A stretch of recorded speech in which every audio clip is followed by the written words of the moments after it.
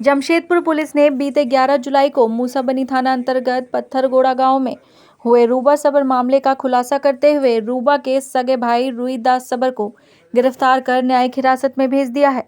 इस संबंध में जानकारी देते हुए जमशेदपुर के ग्रामीण एसपी ने बताया कि दोनों भाई के बीच जमीन विवाद को लेकर तनाव चल रहा था, जिस कारण उसी के चचेरे भाई के श्राद्ध कर्म में मीट बनाने को लेकर दोनों के बीच विवाद हुआ, जिस पर रूबा सबर ने रुईदास सबर पर जानलेवा हमला कर दिया, जिसमें रुईदास की जान चली गई।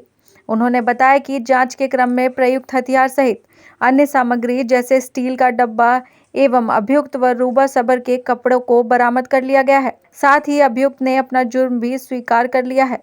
विगत 11 जुलाई को मूसाबनी थाना को सूचना प्राप्त हुई कि मूसाबनी थाना के अंतर्गत ही ये पाथरगोड़ा गांव के तुमान पोचा टोला में एक व्यक्ति की संदिग्ध रूप में मृत्यु हो गई है। सूचना के सत्यापन हेतु थाना प्रभारी जब घटनास्थल पर पहुंचे तो उन्होंने देखा कि उसके मृतक के सिर पे बहुत ज़्यादा घाव थे। तो वहाँ आसपास के लोगों से पूछा गया तो प्रारंभ में उनके द्वारा बताया गया कि इसकी मृत्यु पुलिया से गिरने के कारण हो गई है, लेकिन इसी पूछताछ के क्रम में पता चला कि इसके खुद के भाई से ही बराबर झगड़ा होता रहता था। और जब इसके भाई को बुलाया गया तो उसके चेहरे पर भी चोट के निशान थे।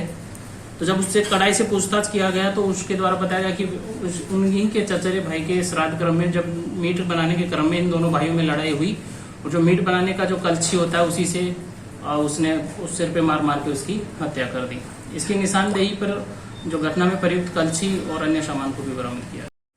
न्यूज विंग के लिए जमशेदपुर से गंगाधर पांडे की रिपोर्ट।